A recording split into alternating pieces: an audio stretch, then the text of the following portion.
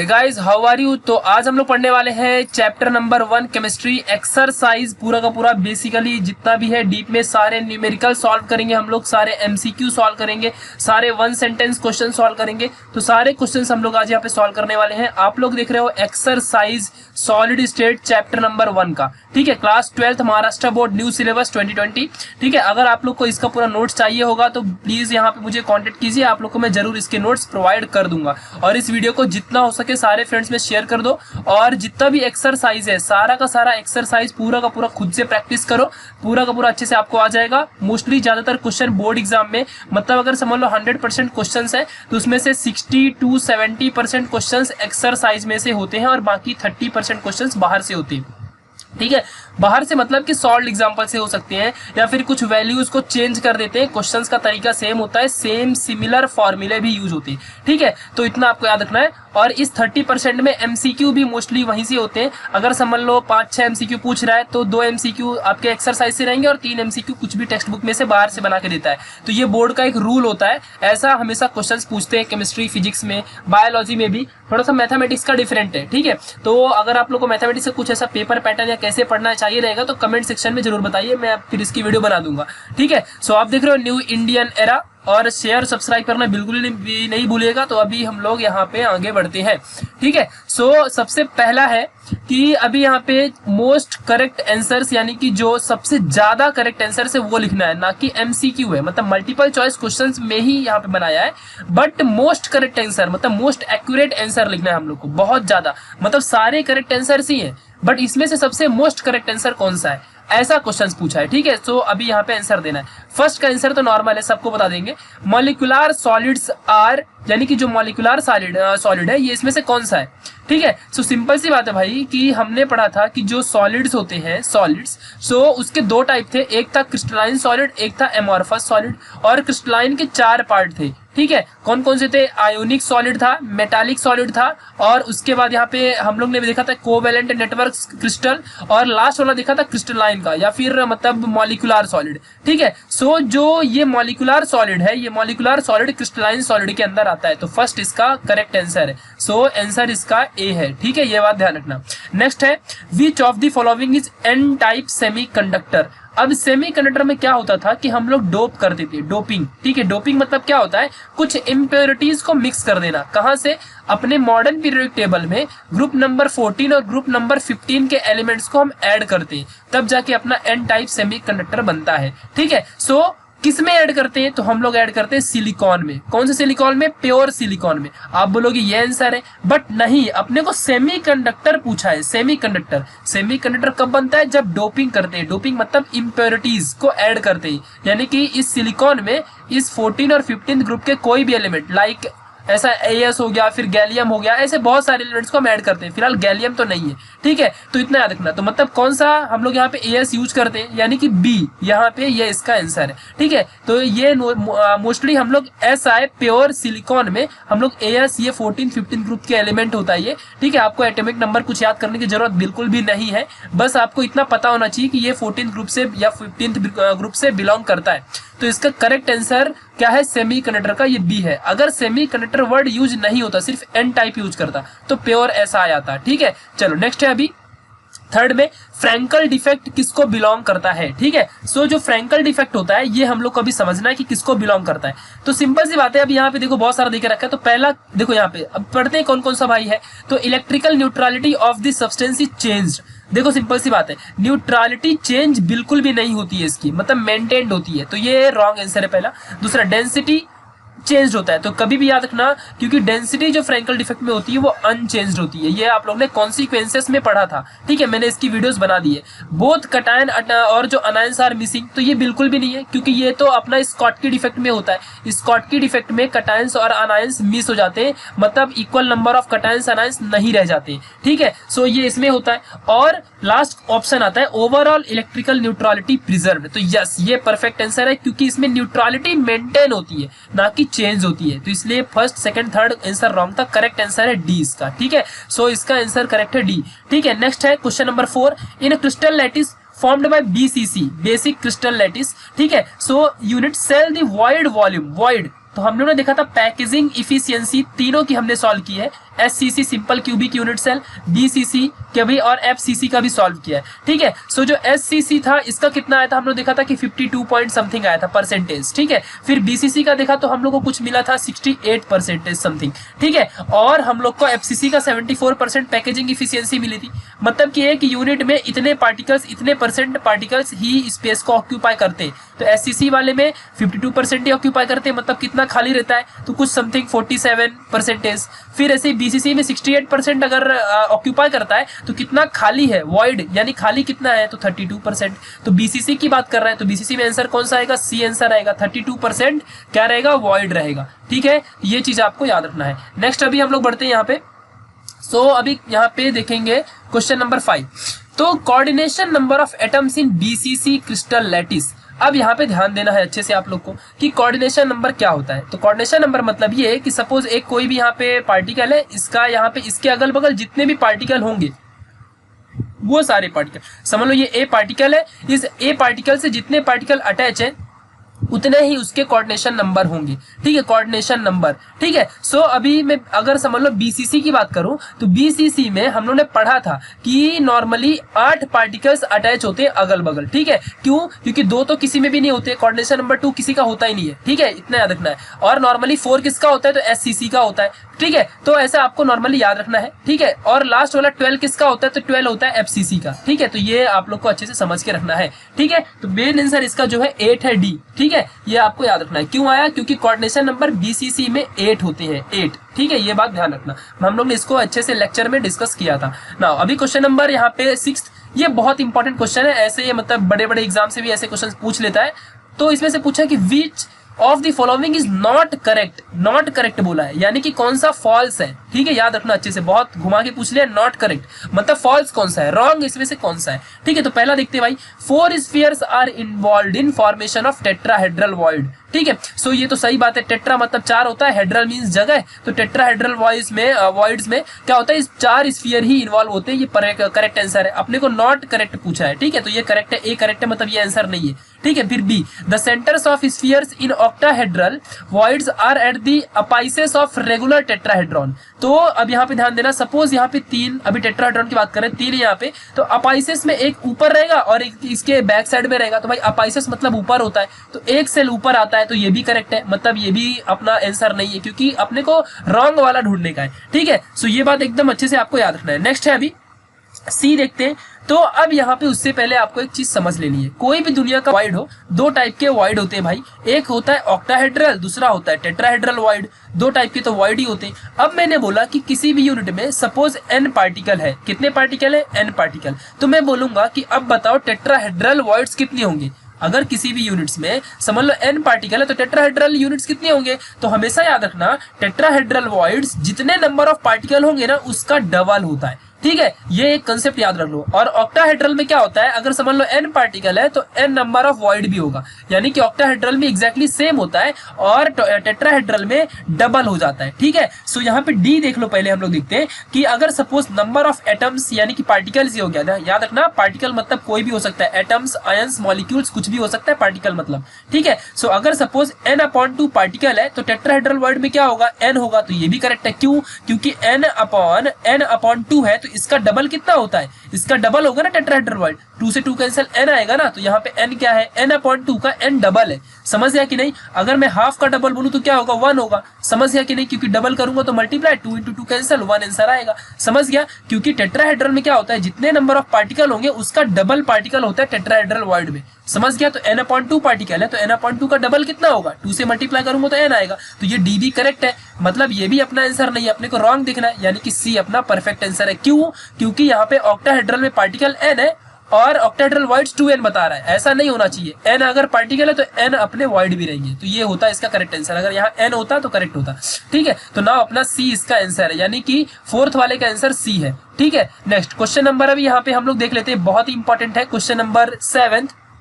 तो 7th question आप लोग को अच्छे से समझ के लेना है, ठीक है। क्यों समझ के लेना है, तो सारी चीजें अभी हम यहाँ से हटा देते हैं जल्दी से, ठीक है। सब चीजें आपने लिख लिया होगा, आपको कंसेप्ट सारा समझ गया होगा, तो अभी हम यहाँ से फटाफट हटाते हैं क्योंकि अपने को इस क्वेश्चन में सॉल्व करना पड़ेगा अभी, ठीक है। आप बोलोगे ऐसा क्यों भाई, सॉल्व क्यों करना है, तो अभी समझ जाएगा, ठीक है। तो अभी जस्ट 1 मिनट हटा देते हैं फटाक से। नाउ अभी हम लोग यहाँ पे देखते हैं, तो इसका आंसर कितना था, डी था, इसका आंसर सी था, ठीक है। चलो अभी यहाँ पे देखते हैं question number 7। The compound forms in HCP hexagonal, यहाँ पे जो क्यूबिक स्ट्रक्चर है लैटिस का structure, number of octahedral and tetrahedral voids in 0.5 mole of substances respectively कितना होगा। अब देखो आपको पता होगा भाई कि 1 मोल जितना भी पार्टिकल होता है, 1 मोल पार्टिकल में एवोगैड्रो नंबर 6.022 इंटू 10⁻23 पार्टिकल होते हैं। 1 मोल पार्टिकल में इतने पार्टिकल्स होते हैं, समझ गया कि नहीं अच्छे से। तो अब यहाँ पे हम लोग को एक कंसेप्ट समझ के लेना है, बहुत इंपॉर्टेंट कंसेप्ट है कि जो नंबर ऑफ पार्टिकल्स होगा, ध्यान देना अच्छे से, नंबर ऑफ जो पार्टिकल्स होगा वो कितना होगा। तो सिंपल सी बात है कि 0 पॉइंट, सबसे पहले हम लोग देखेंगे ऑक्टाहेड्रल का फाइंड कर लेते हैं। सपोज कि अपने पास n नंबर ऑफ पार्टिकल है, ठीक है। अपने को उससे क्या करना है, तो हम लोग सबसे पहले ऑक्टाहेड्रल का फाइंड करते हैं। ऑक्टाहेड्रल में जितने पार्टिकल्स होते हैं उतने वॉइड्स भी होते हैं, ठीक है। सो यानी कि नॉर्मल है, यानी कि 0 पॉइंट, देखो 1 मोल में इतने पार्टिकल 6.022 पार्टिकल्स होते हैं, ये हम लोग को पता है। ये वैसा ही कुछ है जैसे कि मैंने बोल दूं कि 1 किलोमीटर में 1000 मीटर होते हैं, 1000 मीटर मतलब ऐसा मीटर होता है, ठीक है। तो वैसे ही 1 मोल में 6.022 इंटू 10⁻23 मॉलिक्यूल्स या फिर एटम्स या फिर कोई भी पार्टिकल ये होते हैं, ठीक है। सो अभी 0.5 मोल में कितना होगा, तो सिंपल सी बात है 0.5 इंटू इसको मल्टीप्लाई कर दूंगा तो 22 इन 0 पॉइंट यहाँ पे 22 इंटू 10⁻23 हो जाएगा। इसको जब सॉल्व करोगे आप लोग तो आपको मिलेगा 3.01123, यही मिलेगा, करके आप देख लो। तो ये हो गया ऑक्टाहेड्रल का, किसका हो गया ये, ऑक्टाहेड्रल का। और हम लोग को पता है कि ऑक्टाहेड्रल में जितने पार्टिकल्स होते हैं उतने ही उसके अंदर वॉइड भी होते हैं। बट अगर यही टेट्राहेड्रल की बात करूं तो जितना यहाँ n होगा इसका डबल हो जाएगा, समझ गया कि नहीं। यानी कि टेट्राहेड्रल में क्या रहेगा, जितना ऑक्टाहेड्रल का आया उसका डबल, यानी कि अगर समझ लो ये वाला है ऑक्टाहेड्रल का, तो अभी टेट्राहेड्रल का क्या रहेगा, 2n हो जाएगा, समझ गया कि नहीं। तो अगर n अपने को मिल गया, n यानी पार्टिकल्स मिल गया 3.011 इंटू 10⁻23, तो इसका डबल ये रहेगा ना।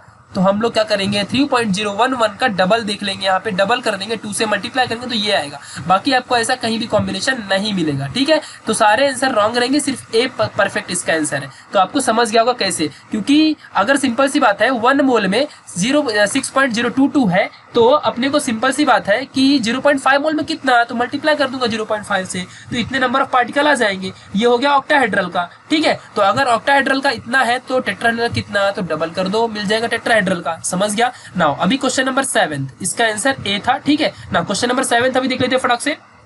फिलहाल ये बुक में मिस प्रिंटिंग है, ये भी 7 है और ये भी 7, ऐसा नहीं, ये 8वां क्वेश्चन है, ठीक है, याद रखना। तो पीबी मतलब होता है लेड, ठीक है। तो lead has FCC structure with edge हमेशा ए से दिखाते हैं, एज लेंथ, ठीक है, of unit cell 495 picometre, radius of lead atom is dash, ठीक है। तो अब यहाँ पे ध्यान देना, हमेशा ए क्या होता है, एज लेंथ होता है, जो कि है यहाँ पे पिकोमीटर में दिया है। अब मैं एक रिलेशन बता दूं कि 1 picometre is equal to 10⁻⁻12 metre होता है, ठीक है। ये बात एकदम याद कर लो, अपने दिमाग में बिठा लो, अभी आगे चल के बहुत ज्यादा आपको इसका यूजेस है, ठीक है। सो इस चीज को आपको याद रखना है कि 1 पिकोमीटर में 10⁻12 मीटर होता है, इस चीज को आपको समझ के रखना है। अगर आपको ये भूल जाएगा तो आप एक भी क्वेश्चन आगे न्यूमेरिकल सॉल्व नहीं कर पाओगे। ये सिर्फ वैसा ही कुछ रिलेशन है जैसा यहाँ पे 1 किलोमीटर में 1000 मीटर होते थे, कुछ वैसा ही, ठीक है। तो ये आपको याद रखना है। सो नाउ अब हम सॉल्व करते हैं, ठीक है। बहुत ही सिंपल सा तरीका है भाई कि ए एज लेंथ दिया हुआ है और रेडियस पूछा है, यानी कि ए गिवन है कितना 495 पिकोमीटर और रेडियस पूछा है, और अपना जो ये स्ट्रक्चर किसमें है, FCC में है। तो FCC में हम लोग को एक सिंपल सा रिलेशन पता है कि R is equal to A/2√2 का रिलेशन होता है, ये एक फॉर्मूला है, ठीक है। सो अब हम लोग यहाँ से क्या करेंगे, ए की वैल्यू ए की जगह पे पुट करेंगे, 2√2 हम लोग सॉल्व करेंगे, तो यानी कि 495/2 इंटू √2 की वैल्यू हमेशा 1.41 होती है, इसको सॉल्व करेंगे 495 डिवाइडेड बाय, यहाँ से फटाफट मल्टीप्लाई, तो 2 ये 8 और ये 2 हो जाएगा। इन दोनों को डिवाइड करोगे जब भी आप लोग, तो आप लोग को मिलेगा 175। डी इसका परफेक्ट आंसर है, ठीक है। तो याद रखना आप लोग अच्छे से, कुछ भी हो जाए आप लोग को ऐसे कैलकुलेट कर लेना है। यहाँ पे आपको सारे के सारे FCC, अगर BCC बोला होता तो उसका भी पता होना चाहिए, CC बोला होता तो उसका भी पता होना चाहिए, ठीक है। तो ये थे सारे अपने MCQ। अभी हम बढ़ते हैं अपने 1 सेंटेंस क्वेश्चन की तरफ। ठीक है। सो नाउ 1 सेंटेंस और 2 सेंटेंस में आंसर देना है, जस्ट थोड़ा सा आपको समझ के लेना है। तो what are the types of particles in each of the 4 main classes of crystalline solid. तो भाई क्रिस्टलाइन सॉलिड में कितने पार्टिकल्स, कितने टाइप्स थे, 4 टाइप्स थे। कौन कौन से थे? तो मेटालिक था, मेटालिक सॉलिड, दूसरा है आयोनिक सॉलिड, समझ गया, और तीसरा आपको मिल जाएगा कोवेलेंट क्रिस्टल, ठीक है, नेटवर्क क्रिस्टल या क्रिस्टल, और लास्ट वाला आपको मिलेगा मॉलिक्यूलर सॉलिड। समझ गया कि नहीं? तो मॉलिक्यूलर सॉलिड मिल जाएगा। तो यही है इसके टाइप्स, समझ गया। What are the types of particles पूछा है। तो अब यहाँ पे ध्यान देना, इतने तो सॉलिड होते हैं। तो मेटालिक सॉलिड में नॉर्मली हम एटम्स यूज करते हैं, आयोनिक सॉलिड में हम आयोन्स पार्टिकल यूज करते हैं, कोवेलेंट सॉलिड में भी हम एटम यूज करते हैं, ठीक है। और जो यहाँ पे मॉलिक्यूलर सॉलिड है, तो मॉलिक्यूलर सॉलिड में हम मॉलिक्यूल्स यूज करते हैं। कभी भी मेटालिक सॉलिड में हम लोग हमेशा आयोन्स भी यूज करते हैं, पॉजिटिव निगेटिव चार्ज भी यूज करते हैं, ठीक है। ये आपको याद रखना है। तो ये इसका पहले का आंसर हो गया, ठीक है। क्योंकि यहाँ पे ये सॉलिड है, ये होता है क्रिस्टलाइन सॉलिड। अब मेटालिक सॉलिड में कौन सा पार्टिकल था? एटम्स था, आयोनिक में आयंस था, कोवेलेंट में क्रिस्टल था, मॉलिक्यूलर में सॉलिड था। ना अभी जो मॉलिक्यूलर सॉलिड में मॉलिक्यूल था, ठीक है, मॉलिक्यूलर सॉलिड मॉलिक्यूल्स, ठीक है, ये आपको समझना है। नाउ अभी क्वेश्चन नंबर 2, तो which of the 3 types of packing used by metal makes the most efficient use of space and which makes the least efficient use. तो पैकेजिंग इफिशियंसी से रिलेटेड क्वेश्चन है यहाँ पे। अब यहाँ पे हम लोग सारा क्वेश्चन समझते हैं कि हम लोग को पता है कि 3 टाइप के यहाँ पे पैकेजिंग होती है। एक होती है SCC, एक होती है BCC, एक होती है FCC। तो SCC जो होता है, SCC में जो पैकेजिंग इफिशियंसी है 52.4% की है। फिर BCC में हम लोग को पता है कि इसकी पैकेजिंग इफिशियंसी 68% है। फिर हम लोग को पता है कि जो FCC है, इसमें जो पैकेजिंग इफिशियंसी है ये 20 जो अपना नॉर्मली 74 है। समझ गया कि नहीं? 74% पैकेजिंग इफिशियंसी है, यानी कि एक मेटल जो है यहाँ पे तो इतना ऑक्यूपाई करते हैं, इतना ही परसेंटेज स्पेस ऑक्यूपाई करते हैं। SCC में 52, BCC में 68, FCC में 74। तो उसने क्या पूछा है कि मोस्ट इफिशियंट कौन होगा, यानी कि मोस्ट एफिशिएंट वही होगा ना जो ज्यादा स्पेस ऑक्यूपाई कर सके। तो FCC सबसे ज्यादा स्पेस ऑक्यूपाई कर लेता है, तो ये मोस्ट एफिशिएंट है। समझ गया कि नहीं? तो मोस्ट एफिशिएंट कौन सा रहेगा? FCC। और लीस्ट एफिशिएंट यानी कम एफिशिएंट कौन सा रहेगा? SCC। तो ये कैसा रहेगा? Least efficient. समझ गया कि नहीं? तो ये बात ध्यान रखना अच्छे से, आप लोग को अच्छे से पता होना चाहिए कि जो लीस्ट एफिशिएंट होता है वो लीस्ट एफिशिएंट कौन सा होता है। सिंपल सी बात है भाई कि अपना ये जो यहाँ पे SCC है और जो FCC है ये मोस्ट एफिशिएंट है, ठीक है। सो नाउ अभी नेक्स्ट क्वेश्चन जो अपने सामने है, नेक्स्ट क्वेश्चन है the following pictures show population of bands from materials. तो इसका आंसर पहले वाले का आपको आंसर सेकंड का मिल गया होगा, FCC है मोस्ट एफिशिएंट और इसका है लीस्ट एफिशिएंट। नाउ अभी थर्ड का most populated bands of for materials having the different electrical property classify them as a insulator semiconductor of metal. अब देखो यहाँ पे बहुत ही सिंपल सा कंसेप्ट है भाई, फोकट का क्वेश्चन ऐसा पूछा है आप लोग के सामने, आप लोग खुद ही बता दोगे। तो देखो यहाँ पे 2 टाइप के बैंड है, पहला ऊपर का बैंड है अपना नॉर्मली यहाँ पे है, और दूसरा बैंड है यहाँ पे, मैं दोनों का अच्छे से नाम बताता हूँ। ये है अपना वैलेंस बैंड, ठीक है, ये इसका नाम है वैलेंस बैंड, ठीक है, और ये है अपना कोवेलेंट या फिर यहाँ पे नॉर्मली आप बोल सकते हो कि कंडक्शन बैंड, ठीक है। तो कंडक्शन बैंड, ठीक है, ये बात ध्यान रखना। तो कंडक्शन बैंड, ठीक है। सो ऊपर वाला कंडक्शन बैंड है, नीचे वाला वैलेंस बैंड है। वैलेंस बैंड से हमेशा इलेक्ट्रॉन कंडक्शन बैंड में जाते हैं, और बीच का गैप है, इस गैप को हम क्या बोलते हैं? Normally band gap. क्या बोलते हैं हम इसको? बैंड गैप, ठीक है। तो ये हमको पता है, ठीक है। सो यहाँ से अभी इलेक्ट्रॉन्स जाएगा अपना कंडक्शन बैंड में। अब यहाँ पे ध्यान देना अच्छे से, हम लोग को पता है कि जो मेटल होता है वही कंडक्टर होता है, तो जो कंडक्टर होगा उसमें ये बैंड गैप 0 होता है, ठीक है। तो ये पहला वाला जो डायग्राम है ये किसका है? कंडक्टर का डायग्राम है। समझ गया कि नहीं? दूसरा अब हम देखेंगे इंसुलेटर का। इंसुलेटर में ये जो बैंड गैप होता है ये बहुत ज्यादा होता है, तो जो ये सेकंड डायग्राम है, ये सेकंड डायग्राम किसका है? इंसुलेटर का है, ठीक है। और जो थर्ड डायग्राम है इसमें बैंड गैप एवरेज होता है, ना ज्यादा ना कम, तो ये किसका डायग्राम है? ये है सेमीकंडक्टर का। समझ गया कि नहीं? तो ये वाला है सेमीकंडक्टर का, बीच वाला है इंसुलेटर का, और फर्स्ट वाला कंडक्टर का। तो ये आपको लिख देना है फटाक से, आंसर आपको मिल चुका है। नाउ अभी नेक्स्ट क्वेश्चन है कि what is the unit cell, ठीक है। सो यूनिट सेल क्या होता है? तो यूनिट सेल सिंपल से आप लोग लिख लो फटाफट। तो यूनिट सेल जो होता है, unit cell is defined as, यहाँ पे फटाफट लिख लो आप लोग, डिफाइंड एज, आप लोग इसका वहां पे जाओगे जब ढूंढोगे PDF में, तो आप लोग को इसका या फिर कोई भी टेक्स्ट बुक में, आपकी जो टेक्स्ट बुक है वहां पे इसकी प्रॉपर डेफिनेशन मिल जाएगी आप लोग को, ठीक है। तो अच्छे से आपको मिलेगा। तो unit cell is defined as repetitive particles to frame structure, ठीक है। सो ये याद रखना, यानी कि ये रिपीटेटिव एक पार्टिकल्स है, समझ गया, ये होता है यूनिट सेल।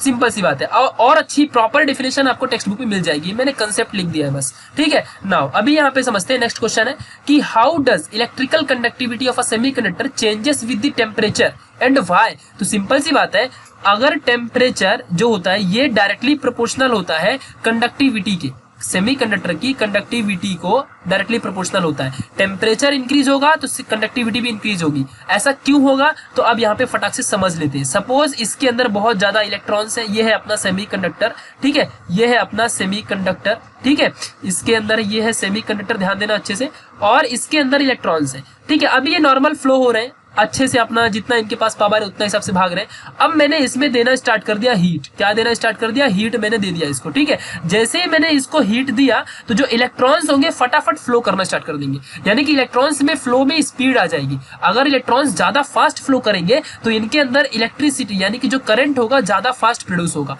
समझ गया कि नहीं। तो अगर हीट इंक्रीज होगा यानी टेम्परेचर इंक्रीज होगा तो कंडक्टिविटी क्या होगी, इंक्रीज होगी, समझ गया। सो क्यों होगी, क्योंकि अब यहाँ पे समझ लो अच्छे से, सपोज यहाँ पे दो आपके सामने एक चीज होती है, सिंपल सी बात है, इसका वाई भी पूछा है ना, वाई इंक्रीज होगा, आपको समझ गया, वाई इंक्रीज होगा ये समझना है। तो ये होता है अपना ये वाला जो बैंड है, इसको हम बोलते हैं सिंपल सा अपना नॉर्मली यहाँ पे वैलेंस बैंड, ठीक है, ये है अपना वैलेंस बैंड, और ये है अपना कंडक्शन बैंड, अभी सीखा था हमने, ये है अपना कंडक्शन बैंड। बीच वाले को हम बोलते हैं बैंड गैप, क्या बोलते हैं, बैंड गैप, ठीक है, बीच वाले को बोलते हैं बैंड गैप। अब यहाँ से इलेक्ट्रॉन यहाँ ट्रेवल करके आना है, तो अगर बैंड गैप बहुत ज्यादा होगा तो इलेक्ट्रॉन जल्दी नहीं आ पाएगा। सो अगर हम, अब ध्यान देना अच्छे से, कंडक्टिविटी इंक्रीज कब होगी, कंडक्टिविटी तभी ज्यादा होगी जब फटाफट इलेक्ट्रॉन यहाँ से यहाँ जाए, फटाफट इलेक्ट्रॉन यहाँ से यहाँ जाए, बट अगर गैप ज्यादा है तो नहीं जा पाएगा, यानी कि बैरियर क्रिएट हो रहा है यहाँ पे। तो इसीलिए क्या आंसर इसका सबसे अच्छा रहेगा कि जैसे ही हीट हम लोग ज्यादा यहाँ पे इंक्रीज करेंगे, हीट इंक्रीज जैसे ही होएगा ना तो इलेक्ट्रॉन फटाक से ट्रेवल करके यहाँ पे चला जाया करेगा, यानी कि जो बैरियर होगा इसको रोक नहीं पाएगा, जल्दी जल्दी इलेक्ट्रॉन्स यहाँ से ट्रेवल करके यहाँ चले जाएंगे, समझ गया कि नहीं। यानी कि जो ये बैरियर है, यानी कि इसको हम लोग फॉरबिडन ऐसा बोलते हैं, फॉरबिडन जोन, ठीक है, ये जो गैप है इसको दूसरा नाम भी है फॉरबिडन जोन, ठीक है। सो ये जो फॉरबिडन जोन है, इस बैरियर को हम फटाक से जल्दी ओवरकम कर लेंगे। सो ये बेस्ट रीजन है इसका, वाई आंसर यही है कि अगर हीट इंक्रीज होगा तो इलेक्ट्रॉन जल्दी जल्दी पास हो जाएंगे, कहां से, वैलेंस बैंड से कंडक्शन बैंड में, ठीक है। और ये जो लास्ट यहाँ पे क्वेश्चन नंबर 6 है, तो अभी बता दिया, यही पूछा है कि इसको क्या बोलते हैं, इसको क्या बोलते हैं, तो आप बता देना कि नीचे वाला है वैलेंस बैंड, ऊपर वाला है कंडक्शन बैंड, बीच में है बैंड गैप, ठीक है,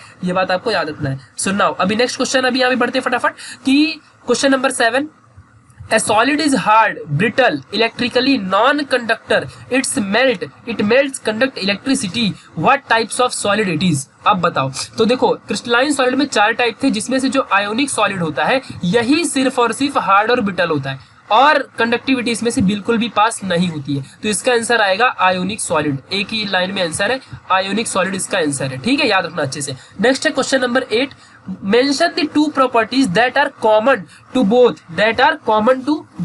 अभी ध्यान देना कौन कौन सा, तो HCP और CCP। तो याद रखना अच्छे से, जो क्लोज्ड पैकिंग होती है ना, क्लोज्ड पैकिंग, ठीक है, ये सारे क्लोज्ड पैकिंग के अंदर ही BCC HCP ये सारे आते हैं, क्लोज्ड पैकिंग स्ट्रक्चर के अंदर, क्लोज ही कर रहे हैं ना हम लोग पैकेजिंग, ठीक है। सो यहाँ पे सबसे बेस्ट आंसर है यहाँ पे आप लोग को कि जो पहला आंसर है पैकेजिंग एफिशिएंसी, जो पैकेजिंग एफिशिएंसी है वो 74 ही होने वाली है, ठीक है। सो ये पहला कॉमन आंसर है, ठीक है, इन दोनों का, HCP और CCP दोनों का, ठीक है। और दूसरा है कि जो ये दोनों के दोनों ऑक्टाहेड्रल वॉइड्स, मतलब जो यहाँ पे, तो ये इनका जो ऑक्टाहेड्रल वॉइड्स होगा, ऑक्टाहेड्रल क्यों, क्योंकि इनमें पार्टिकल सेम ही होता है ऑक्टाहेड्रल में, तो चाहे वो HCP हो और चाहे वो CCP हो, चाहे कोई भी हो, उसमें ऑक्टाहेड्रल जो वॉइड्स होंगे वो सेम होंगे, क्योंकि जितने नंबर ऑफ पार्टिकल उतने ही पार्टिकल्स ऑक्टाहेड्रल में होते हैं, तो ये सेम रहेगा। ये इसकी 2 प्रॉपर्टी है, पहली पैकेजिंग एफिशिएंसी 74 ये सेम रहेगी, और दूसरा जो यहाँ पे ये नंबर ऑफ पार्टिकल सेम रहेगी। अब और भी बहुत सारे लिख सकते हो, मैंने यहाँ पे 2 बता दिए, ठीक है। नेक्स्ट है स्केच दी टेट्राहेड्रल वॉइड्स, सिंपल सी बात है, टेट्राहेड्रल वॉइड्स बनाना है। सपोज यहाँ पे ये और ये 2 पार्टिकल्स बना दिया, अब देखो ये टेट्राहेड्रल वॉइड्स बन गया, ये टेट्राहेड्रल वॉइड्स है, समझ गया, ये इसका स्ट्रक्चर है, आप लोग को मिल भी जाएगा। नेक्स्ट है फेरोमैग्नेटिक सब्सटेंसेस, तो सिंपल सी बात है, चलो लिख लेते हैं पहला पॉइंट। तो जो फेरोमैग्नेटिक सब्सटेंसेस होता है इसके अंदर अनपेयर्ड इलेक्ट्रॉन होते हैं, मैंने बहुत ही इंपॉर्टेंट पॉइंट्स आप लोग के लिए निकाला है, आप लोग के टेक्स्ट बुक में भी मिलेंगे बहुत सारे। पहली बात तो अनपेयर्ड इलेक्ट्रॉन्स होते हैं और मोस्टली अट्रैक्टेड, मतलब strongly attracted towards magnetic field, समझ गया, strongly attracted towards magnetic field. ये आपको याद रखना है, ये 2 पॉइंट आपको मिल गए, यही होते हैं फेरोमैग्नेटिक सब्सटेंसेस। फॉर एग्जांपल के लिए फटाक से देख लो, आयरन है, ठीक है, और भी बहुत सारे एग्जांपल लाइक कॉपर है, निकल है, ये इसके सारे एग्जांपल्स हैं, ठीक है। सो ये आपको समझ के रखना था ना। नेक्स्ट अभी पढ़ते हैं, बहुत इंपॉर्टेंट यहाँ पे कंसेप्ट है आप लोगों के सामने कि answer the following in brief. अभी आप लोग को ब्रीफ में आंसर देना है। ये सारी चीजें तो हमने अभी डिस्कस की है। पहला वैलेंस बैंड, कंडक्शन बैंड, ये मैंने अच्छे से बताया है। आप लोग जाओ लेक्चर नंबर पार्ट 4 देखो, कौन सा पार्ट 4 देखो, आपको मिल जाएगा, ठीक है। फिर second distinguish between ionic solid molecular solid, ये जाओ और आप लोग पार्ट नंबर 1 में देखो, पार्ट नंबर 1, ठीक है। फिर ऐसे इसके बाद देखो third calculate the number of atoms in FCC, ये जाओ और आप लोग देखो मेरे वीडियो का पार्ट नंबर 3, ठीक है। इसके बाद जाते क्वेश्चन नंबर 4 में, इसके लिए भी आप देखो पार्ट नंबर 3, ठीक है। परफेक्ट आंसर आपको मिलेगा सारी चीजें। जो यहाँ पे क्वेश्चन नंबर 3 है, ये बोर्ड एग्जाम में हमेशा ज्यादातर आता है, बहुत मोस्ट इंपॉर्टेंट क्वेश्चन है, आईएमपी क्वेश्चन है। इसमें एफसीसी की पैकेजिंग इफिशियंसी, जो calculate number of atoms in FCC निकालना है। सो मैं इसको फटाक से यहाँ पे निकाल के दिखा देता हूँ, ठीक है। सो नाउ एफसीसी में क्या होता है, यहाँ पे समझ लो ये पार्टिकल्स है, यहाँ पे ऐसे पार्टिकल्स है, ये है अपना क्यूब, ठीक है। सो यहाँ पे अभी है फटाक से पार्टिकल्स, ये लो बन गया, ठीक है। तो अब यहाँ पे समझना कितने कॉर्नर है, 8 कॉर्नर है। हम लोग को पता है कि टोटल नंबर ऑफ कॉर्नर्स 8 है और हर एक कॉर्नर में 8 पार्टिकल होते हैं, ठीक है। सो ये हो गया कौन से पार्टिकल की बात कर रहा हूं मैं यहाँ पे, तो यहाँ पे हो गई बात कॉर्नर्स की, समझ गया। फिर कॉर्नर की बात हो गई। अब देखो जो फेस सेंटर्ड है यानी कि एफसीसी का मतलब होता है फेस सेंटर्ड, ठीक है। तो यानी कि इसके फेसेस में भी पार्टिकल होंगे। तो ये देखो ये फेस में पार्टिकल, ये ऊपर का फेस, इसके बैक में भी एक फेस आएगा, इसका साइड का फेस, इसके नीचे का फेस, इसके एक सामने फेस, इसके एक पीछे फेस, समझ गया कि नहीं। तो यानी कि कितने फेसेस हो गए, प्लस, ठीक है। यहाँ पे प्लस, ये पहला होगा कॉर्नर के पार्टिकल, ठीक है, क्योंकि अपने को उसने नंबर ऑफ एटम्स यानी पार्टिकल्स ही होता है, ठीक है। याद रखो आपके टेक्स्ट बुक में पार्टिकल्स का मतलब है एटम्स, आयंस और मॉलिक्यूल्स, याद रखना अच्छे से इस चीज को, ठीक है। चलो अभी हम लोग यहाँ पे देखते हैं कि कॉर्नर हो गया, ठीक है, कॉर्नर की बात खत्म। अब फेस में भी तो पार्टिकल्स है, फेस सेंटर्ड में, तो कितने हैं, तो यहाँ पे देखो टोटल 6 फेस है और हर एक फेस में हाफ पार्टिकल होता है। क्यों, क्योंकि एक पार्टिकल का आधा इस यूनिट का है और उस पार्टिकल का समझ लो ये आधा इस यूनिट के लिए जाएगा और आधा दूसरे यूनिट के लिए जाएगा, समझ गया नहीं। तो इसीलिए हर एक फेस में 1/2 पार्टिकल्स है, ठीक है। तो ये हो गया फेसेस का, ठीक है, ये फेसेस का। तो अब यहाँ पे टोटल कितने हो गए, 8 से 8 कैंसिल, 1 पार्टिकल कॉर्नर में और यहाँ पे कैंसिल करूंगा 2 से 3, तो 3 पार्टिकल्स हो गए फेस में, टोटल 4 पार्टिकल। ये हो गए कैलकुलेट, यानी कि 4 एटम्स होंगे एफसीसी के अंदर, ठीक है। इस चीज को आपको याद रखना है, ठीक है। तो ये हो गया, इसका सॉल्यूशन था, ठीक है। आप लोग अच्छे से लिख सकते हो इसको, मस्त अच्छे से मैंने कंसेप्ट समझा दिया। केमिस्ट्री साइंस लियो आप लोग, आपको कंसेप्ट आना बहुत इंपॉर्टेंट है। नेक्स्ट है question number 5, calculate the packaging efficiency of metal crystal that simple cubic structure. तो एससीसी का आपको निकालना है पैकेजिंग इफिशियंसी, कितनी होती है पैकेजिंग इफिशियंसी, 52.7% होती है। सबसे पहले आपका स्टेप क्या था, स्टेप बाय स्टेप आपको सॉल्व करना है, आपके टेक्स्ट बुक में दिया हुआ है। सबसे पहले रेडियस निकालो, सिंपल सी बात है। फिर उसके बाद आप लोग वॉल्यूम निकालो, सिंपल सी बात है। मतलब वॉल्यूम निकालने के बाद ही आपको फिर आप लोग पर यूनिट सेल का वॉल्यूम निकाल सकते हो। तो आप लोग सबसे पहले वॉल्यूम निकालोगे, फिर ऐसे सारा सॉल्व कर लोगे, ठीक है। सो मैंने इसको वीडियो में बनाया है, पार्ट नंबर 3 जाके अच्छे से आप लोग देख लेना, आपको आंसर मिल जाएगा, ठीक है। सो नाउ अभी हम लोग यहाँ पे समझते हैं आगे के पैरामेग्नेटिक सब्सटेंसेस। ये भी आपको पार्ट नंबर 4 में मिल जाएगा। पार्ट नंबर 4 में जाओ, प्लीज एंड प्लीज वॉच करो, डबल बता के मेरा कुछ फायदा नहीं होगा। आपने वीडियो देखा है तो आपको समझेगा, ठीक है, क्योंकि ये थियोरेटिकल क्वेश्चन है यार, अपने को न्यूमेरिकल अभी करना है जो कि मोस्ट इंपॉर्टेंट है, ठीक है। फिर स्कॉटकी डिफेक्ट की कॉन्सिक्वेंसेस, ये भी अभी समझ जाओगे। Main important question, question number 8th, ठीक है। तो यहाँ पे समझना है, caesium chloride crystallizes in cubic unit cell. Cubic unit cell में अपना जो सीसी है इसमें क्रिस्टलाइज हो रहा है, ठीक है, विद सेल क्लोराइड यानी कि जो Cl- है, ध्यान देना अच्छे से, Cl- ions at the corner. कहाँ पे है ये, कॉर्नर में है, ध्यान देना अच्छे से, कॉर्नर में क्वेश्चन ने बोला है। एंड CS+ आयन जो है, CS+ आयन ये कहाँ पे है, in the centre of the cube, यानी कि सेंटर पे है, क्यूब के सेंटर पे है। यानी कि अगर मैं यहाँ पे क्यूब क्रिएट करूं तो इस क्यूब के सेंटर पे, समझ सकते हो आप, सेंटर पे मतलब मिडल में, ठीक है, सेंटर में, बीच में। घर है आपका और आपके घर के बीच में, ठीक है, ना जमीन के ऊपर ना ही एकदम पतरे में, लेकिन नीचे का एकदम सेंटर पे, बीच पे, ठीक है, वहां पे। सो यहाँ पे पूछा है कि how many CS and Cl molecules are there in the unit cell. तो ये अपना यूनिट सेल होता है, इस यूनिट सेल में कितने होंगे मॉलिक्यूल Cl के और Cs के। तो भाई अभी सिंपल सी बात है, Cl कहाँ पे है, कॉर्नर पे है, और कॉर्नर पे कितने पार्टिकल्स होते हैं, तो कॉर्नर पे टोटल देखो यहाँ पे ध्यान देना 8 कॉर्नर और एक कॉर्नर पे 1/8 पार्टिकल, यानी कि टोटल कॉर्नर पे कितने पार्टिकल, 1 पार्टिकल। और यहाँ पे कौन से पार्टिकल की बात हुई है, Cl माइनस कॉर्नर पे, यानी कि 1 Cl माइनस पार्टिकल होगा। ठीक है, Cl में से यहाँ पे जो Cl होगा ये 1 होगा। अब Cs की बात कर लेते हैं, तो अभी एक ही पार्टिकल सेंटर में है ना, यानी कि 1 पार्टिकल Cs प्लस ये जो होगा ये कहाँ पे, सेंटर में है यूनिट सेल के, यानी कि इन यूनिट सेल, ध्यान देना अच्छे से, इन यूनिट सेल 1 जो Cl माइनस पार्टिकल होगा और 1 Cs प्लस पार्टिकल होगा। बस सिंपल सा इतना ही तो आपको बताना था। ठीक है, जस्ट इतना ही आपका आंसर था। नेक्स्ट अभी क्वेश्चन पढ़ते हैं, question number 9। Cu copper crystallizes in FCC unit cell with the edge length of 495 picometer. What is the radius of copper atom? ठीक है, सो अब ये मोस्ट इंपॉर्टेंट यहाँ पे भाई क्वेश्चंस बनता है।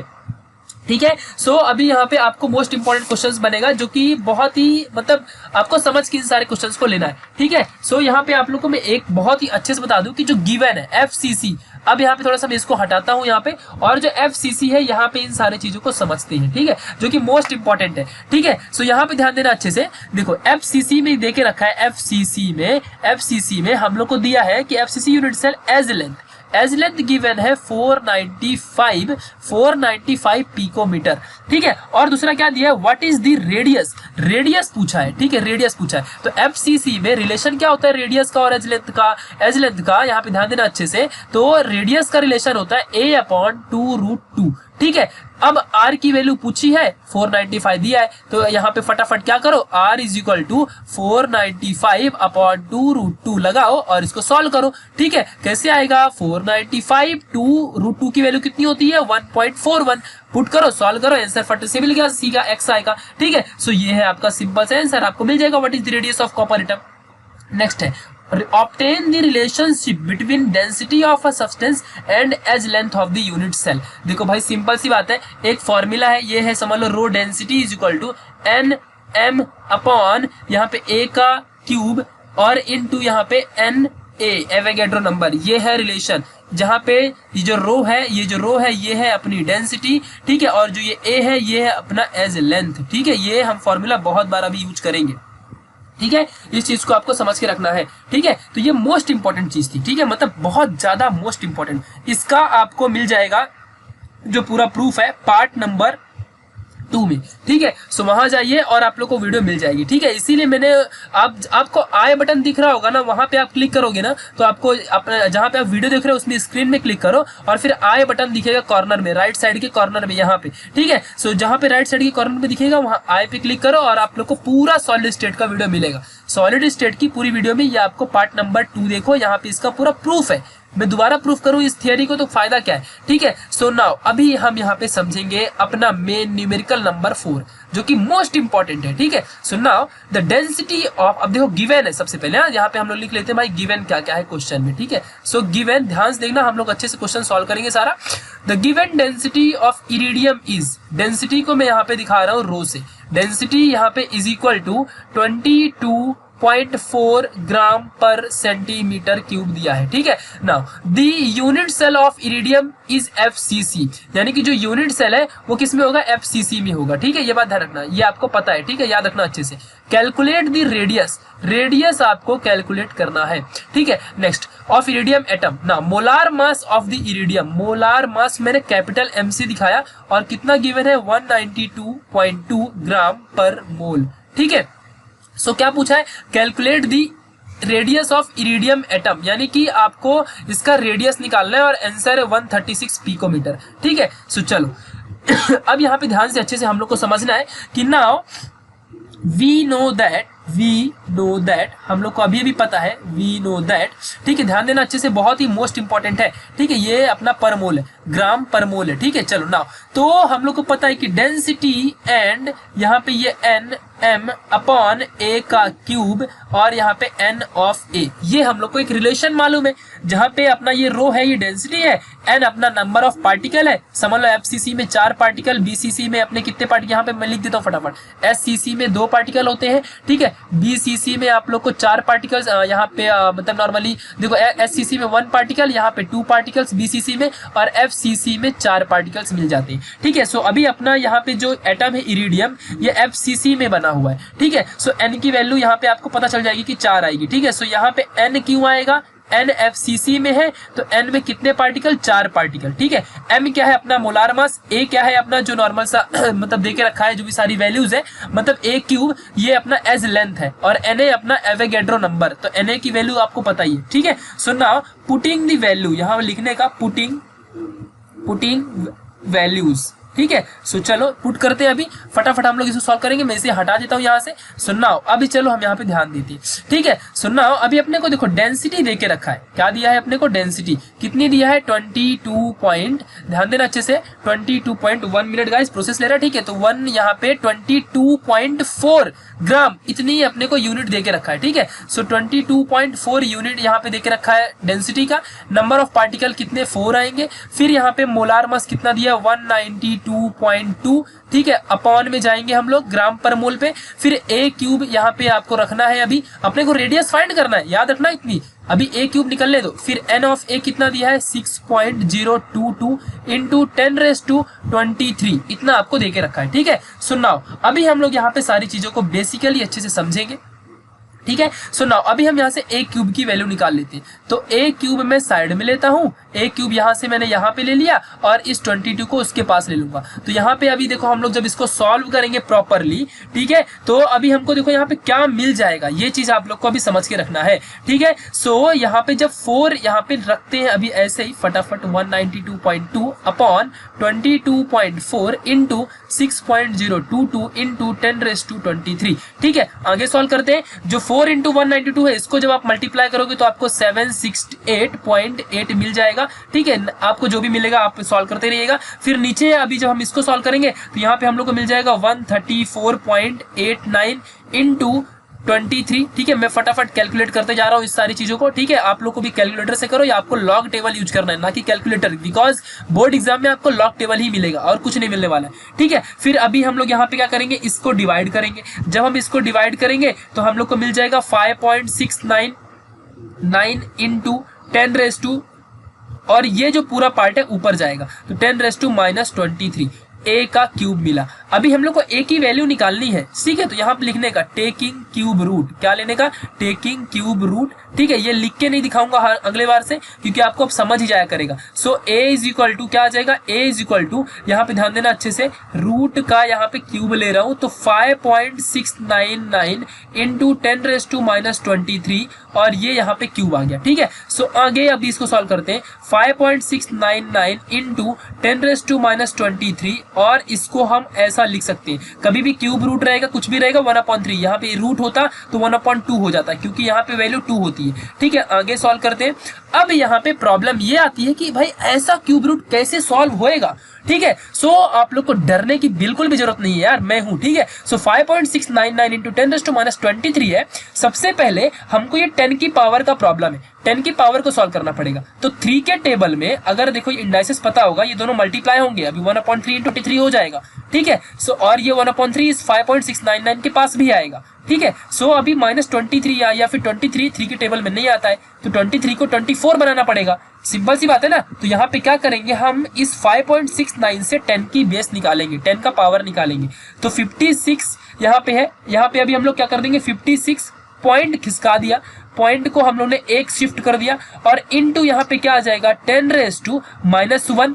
10⁻1 का मतलब क्या है, ये पॉइंट यहाँ पे वापस जाएगा, तो एक ही बात हो गई। ठीक है, और इंटू 10⁻23, और इंटू यहाँ पे ऊपर 1/3 आ जाएगा। ठीक है, आगे मैं इसको यहाँ पे लिख देता हूँ इसी चीज को, फिर आगे पेज में जाएंगे हम लोग। ठीक है, सो यहाँ पे अभी 56.99 इनटू अब ये दोनों को मल्टीप्लाई कर दूंगा, तो जब नीचे का बेस सेम तो ऊपर का पावर ऐड, तो 10⁻24 हो जाएगा। अब बन गई ना बात, तो यहाँ पे 1/3 हो जाएगा। समझ गया कि नहीं? सो ये आपको समझ गया होगा। अब देखो हम क्या करने वाले हैं, ठीक है। तो 1/3 6.99 के पास भी जाएगा और 10⁻24 के पास भी जाएगा। तो चलो यहाँ पे आगे अभी हम सॉल्व कर लेते हैं, ठीक है, बहुत ही अच्छे से। तो 5 जो यहाँ पे 56.99 है, इसके पास भी 1/3 आ गया, और ये दूसरा -24 था और इसके पास भी 1/3 आ गया। समझ गया कि नहीं? इन दोनों के पास 1/33 आ गए। अब आगे सॉल्व करते हैं भाई। तो देखो भाई, जो ये 56.99 है रेस टू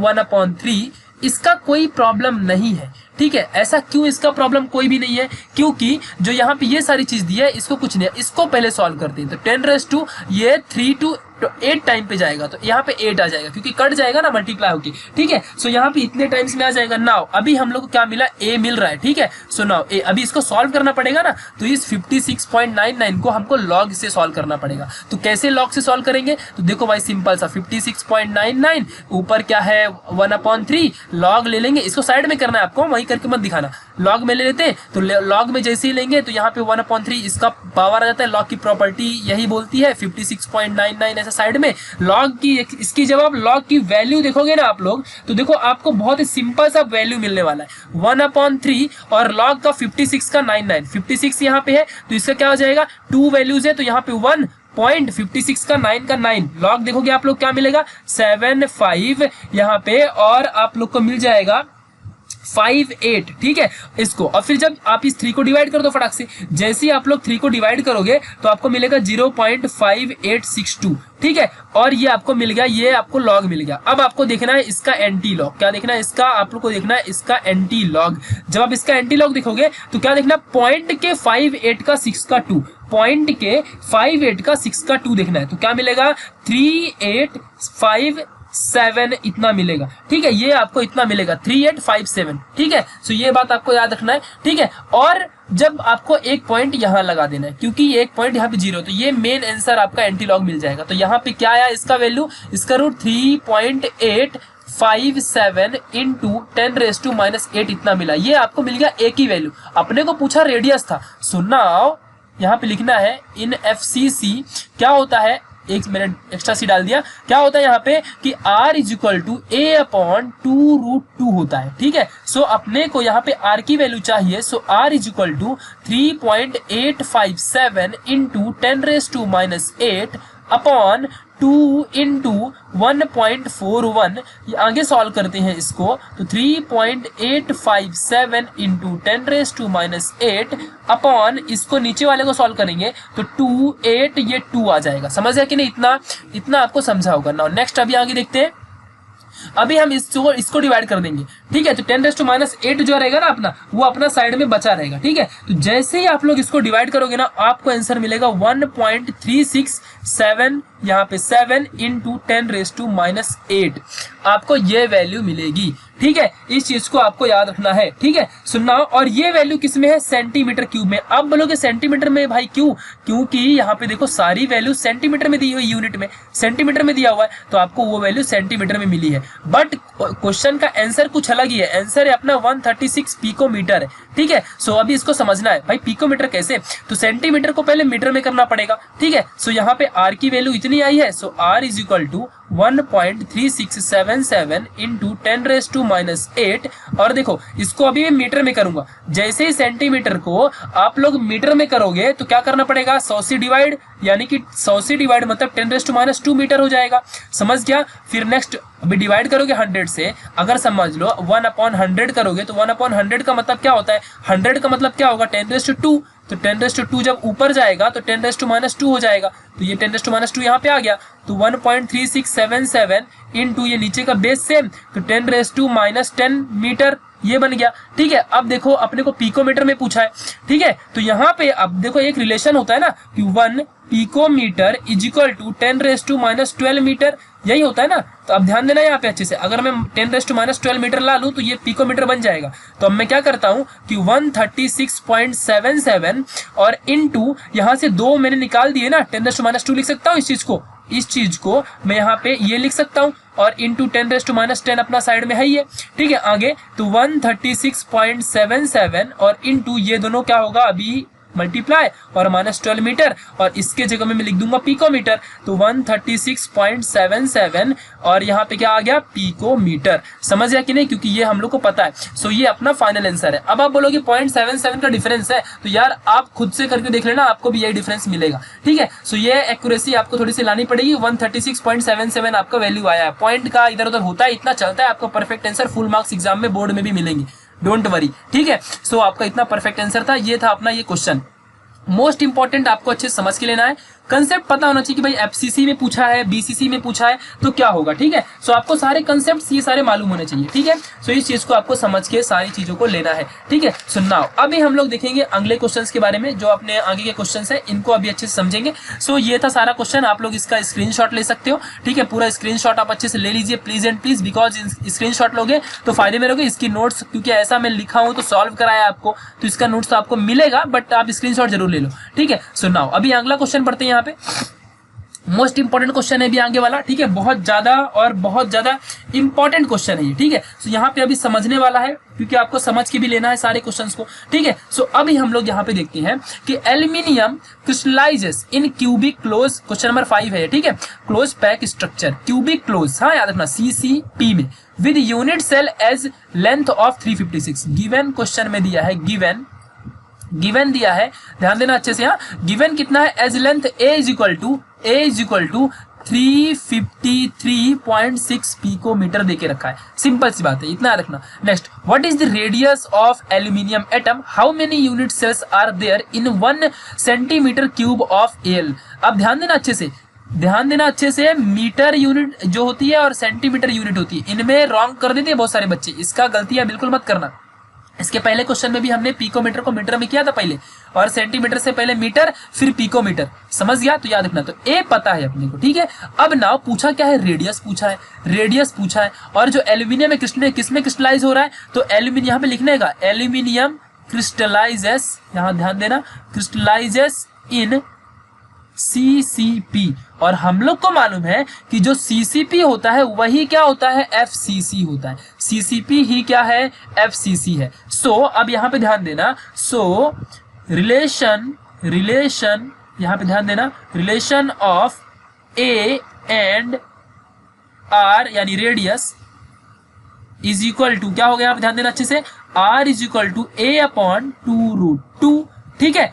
R फाइंड करना है 353.6 अपॉन 2√2, ठीक है। आगे सॉल्व करते हैं अभी इसको, तो 353.6 अपॉन 2√2 की जगह में क्या आएगा, 2 इंटू √2 की वैल्यू 1.41 होती है, याद रख लो यार इन चीजों को, ठीक है। ऐसी ही √3 की वैल्यू कितनी होती है पता है, 1.73 होती है। ऐसी पाई की वैल्यू 3.14 होती है, याद रखना पड़ेगा आप लोग को। 353.6 अपॉन 282, आगे इसको डिवाइड करोगे आपको मिल जाएगा 125 पिकोमीटर, ठीक है। इस चीज को याद रखना। तो आपको क्या मिला, रेडियस मिल गया 125 पिकोमीटर। इसको डिवाइड करो और आपको इतनी वैल्यू मिलेगी। आपको डिवाइड किससे करना है, कैलकुलेटर से बिल्कुल भी नहीं, आपको डिवाइड करना है लॉग टेबल से, ठीक है। 125 पिकोमीटर पहला आंसर आपको मिल चुका है, ठीक है। नेक्स्ट क्या पूछा था उसने कि how many unit cells are there in 1 centimetre cube.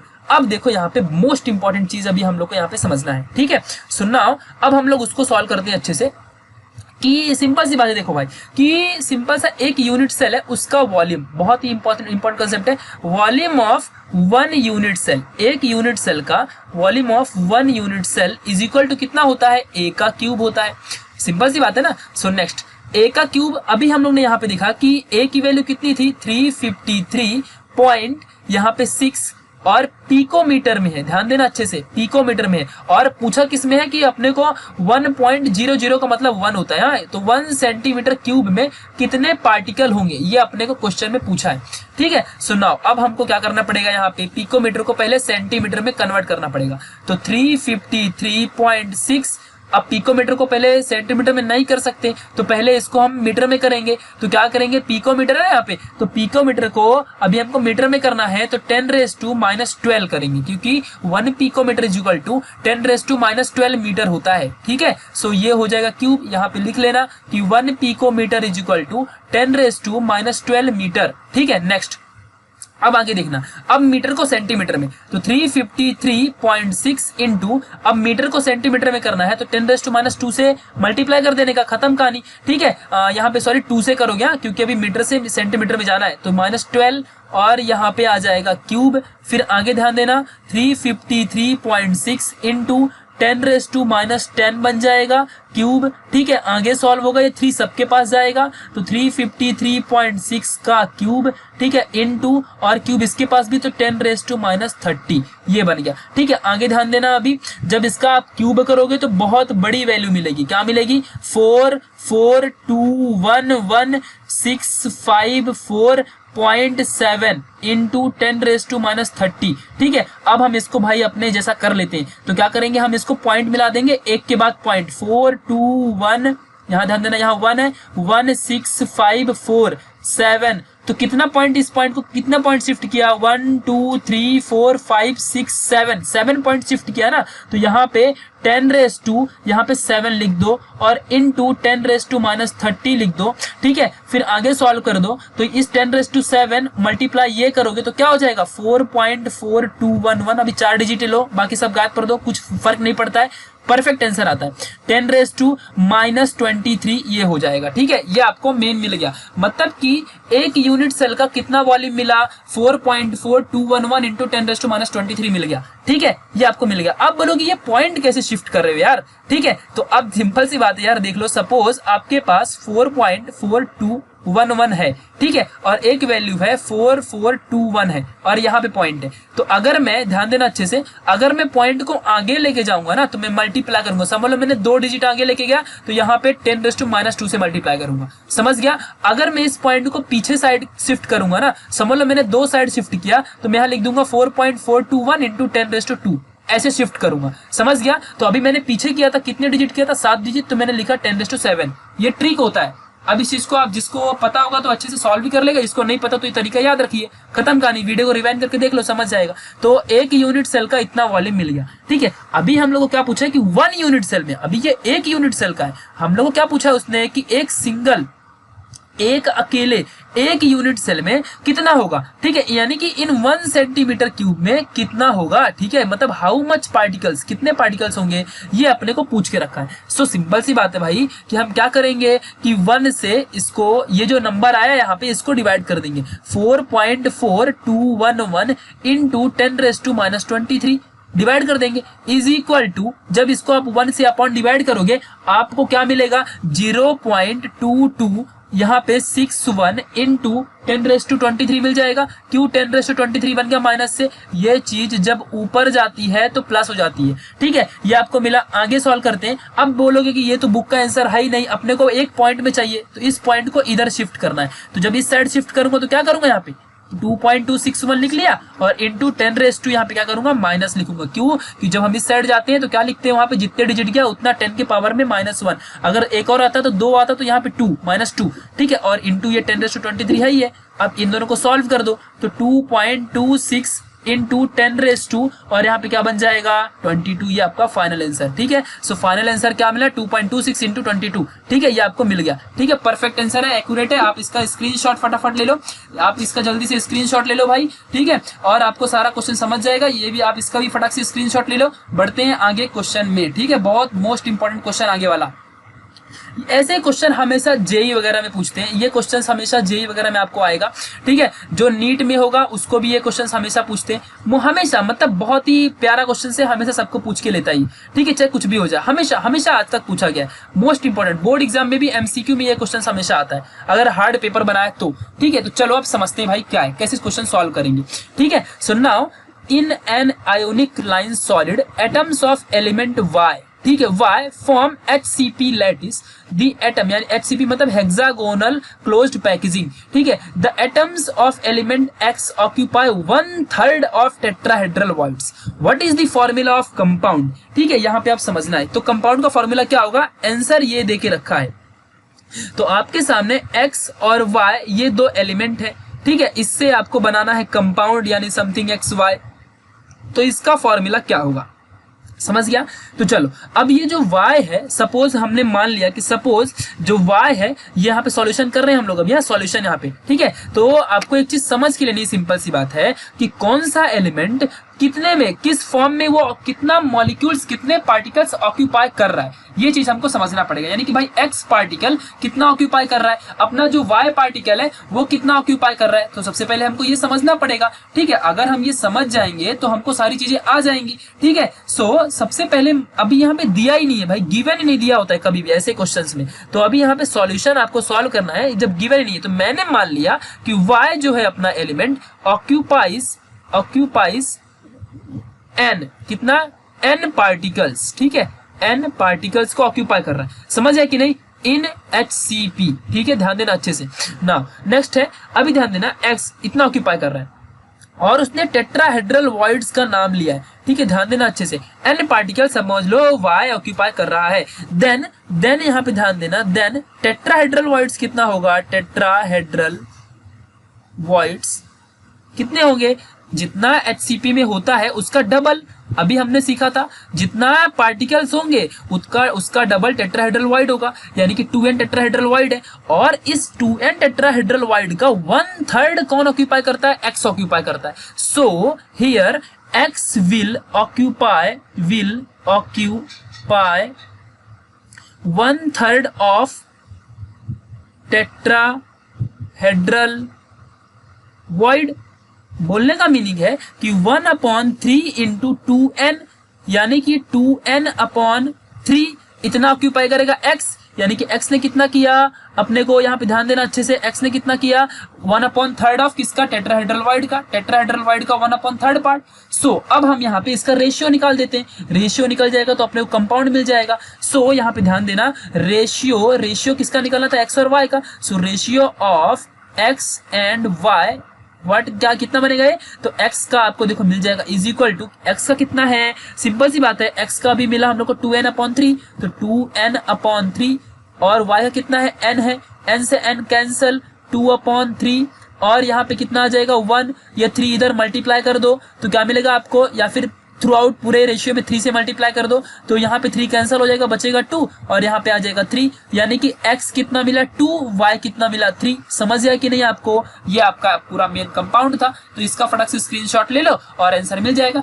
तो सबसे पहले कंसीडर करना था आप लोग को कि भाई हाउ मेनी पार्टिकल्स, y कितने पार्टिकल ऑक्यूपाई कर रहा है, अगर जितना y कर रहा है तो उतना उसका टेट्राहेड्रल वॉइड में डबल हो जाएगा, डबल। अगर ऑक्टाहेड्रल वॉइड्स बोलता तो यहाँ पे सिंपल सा n आता, सिर्फ और सिर्फ n आता, ठीक है। फिर यहाँ पे जितने 1/3, 1 मतलब हाफ भी बोल सकता है कभी भी, 1/4 भी बोलता है कभी कभी, ठीक है। इन सारी चीजों को आपको समझ के रखना है। अगर 1/4 बोला होता तो यहाँ पे 1/4, हाफ तो हाफ, ठीक है। अभी यहाँ पे 1/3 बोला था तो टेट्राहेड्रल वॉइड का 1/3 ले लिया। अगर यहाँ पे 1/2 बोला होता तो 1/2 ले लिया। ऐसे क्वेश्चन आप लोग हमेशा देखोगे, इस क्वेश्चन को, इस वीडियो को देख लेना उस टाइम पे, बस सारा कहानी आपका सॉल्व हो जाएगा। नेक्स्ट क्वेश्चन है question number 7, how many tetrahedral and octahedral voids are form, मतलब हाउ कितने, मतलब कैसे टेट्राहेड्रल ऑक्टाहेड्रल वॉइड्स फॉर्म होते हैं। तो आपको जाना है पार्ट नंबर 3 वीडियो में और पूरा वीडियो को वॉच कर लेना है। समझ गया कि नहीं, आपको उसका आंसर फट से मिल जाएगा। नाउ नेक्स्ट, क्योंकि वो थियोरेटिकल क्वेश्चन है यार, मतलब हम लोग यहाँ पे न्यूमेरिकल सॉल्व करने बैठे, ठीक है। सो चलो अभी नेक्स्ट क्वेश्चन अभी हम लोग यहाँ पे समझेंगे कि सबसे मोस्ट इंपॉर्टेंट क्वेश्चन जो नेक्स्ट वाला होगा उसको हम लोग को यहाँ पे समझना है। क्वेश्चन नंबर यहाँ पे मोस्ट इंपॉर्टेंट है समझना, ठीक है। सो गिवन डेटा आपके सामने क्या है, सबसे पहले गिवन लिखने का, गिवन क्या दिया, an element with a molar mass यानी कैपिटल M, कितना गिवन है 27 ग्राम पर मोल, ठीक है। Next, forms cubic unit cell with edge length, सारे क्यूबिक यूनिट सेल ही होते हैं, ठीक है। विद एज लेंथ कितना है 405 picometre, unit most important picometre. Next, if density of element density of element कितना दिया है 2.7, यहाँ पे ध्यान देना, ग्राम पर सेंटीमीटर क्यूब, इतना देके रखा है। What is the nature of cubic unit cell, nature पूछ लिया है, आंसर है एफसीसी या सीसीपी। पर ये कैसे एफसीसी कैसे आंसर आएगा, मतलब वही समझ के रखा। तो व्हाट इज द नेचर, मतलब कि ये एससीसी होगा या अपना बीसीसी होगा या एफसीसी होगा, ये तीन में से कौन सा होगा, ये पूछा है।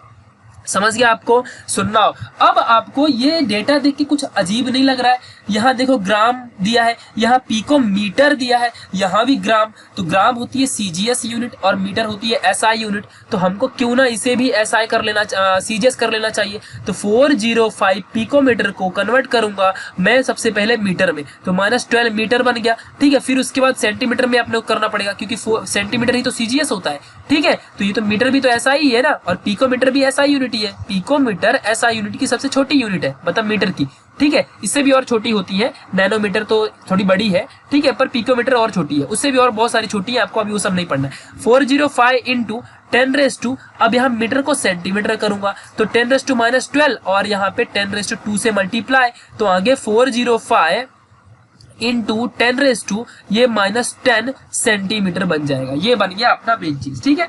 चलो नेक्स्ट, अब ये सारी अपनी यूनिट सेम हो गई, सेंटीमीटर में मतलब सारे के सारे अपने सीजीएस में आ चुके हैं। अब हम सॉल्व करते हैं, सुनना हो। वी नो दैट, ध्यान देना अच्छे से, वी नो दैट, क्या हमको पता है कि rho is equal to N M upon, यहाँ पे ध्यान देना, मोस्ट इंपॉर्टेंट थिंग्स हम लोग यहाँ पे करने वाले, ए क्यूब, अपने को पता ही नहीं ना कौन से ए में है कौन से नेचर में, एन ए, ये फॉर्मूला पता है। सो इस फॉर्मूले में हम एक चीज करेंगे, ठीक है, क्योंकि अपने को डेंसिटी नहीं मालूम है, मतलब डेंसिटी दे के रखा है 2.7 ग्राम, ठीक है, अच्छी बात है, ठीक है। सो यहाँ पे अभी हम लोग को एक चीज समझ के लेना है कि अगर हम लोग को ये नंबर ऑफ पार्टिकल पता चल गया, ये n होता है नंबर ऑफ पार्टिकल, जो कि एससीसी में कितना होता है 1 होता है, बीसीसी में 2 होता है और एफसीसी में 4 होता है। अब जो भी n आएगा वो बता देगा कि वो एससीसी में है कि बीसीसी में है कि एफसीसी में है, समझ गया कि नहीं। तो अगर 1 आया तो एससीसी, 2 आया तो बीसीसी, 4 आया तो एफसीसी, आंसर आपके सामने है एफसीसी, मतलब आंसर 4 आना चाहिए, ठीक है। तो चलो सॉल्व करते हैं। तो कितना दिया है density 2.7 is equal to n, solve करना है। m कितना दिया है, m दिया है 27 अपॉन ए क्यूब कितना देके रखा भाई, देखो यहाँ पे ए क्यूब है, तो 405 इंटू 10⁻⁻10 का क्यूब, ठीक है, ये हो गया। यहाँ पे इंटू, और ये देखो जो देके रखा है एवोगैड्रो नंबर, ये सबको पता होना चाहिए कितना होता है, 22 इंटू 10⁻23 इतना होता है। आगे सॉल्व करते हैं, तो यहाँ पे देखो क्या आ जाएगा, ध्यान देना अच्छे से, सारी वैल्यूज यहाँ पे 2.7 इंटू, ये सब वैल्यू मैं इधर भगा देता हूँ, 405 इंटू 10⁻10 का होल क्यूब, ठीक है। फिर इंटू ये इस वैल्यू को भी इधर भगा देता हूँ, 6.022 इंटू 10⁻23 और अपॉन, ये अपॉन कर दिया और अपॉन में 27 इधर ला दिया और इक्वल में n उधरी रखा, समझा कि नहीं। मतलब ये सारी डिनोमिनेटर की इन वैल्यूज को 27 से मल्टीप्लाई, क्रॉस मल्टीप्लाई, और इस 27 को इसके नीचे ला दिया, 27 को सॉल्व कर दिया, ठीक है, और इक्वल टू n आ गया, ठीक है। ये यहाँ तक आपको मिल गया।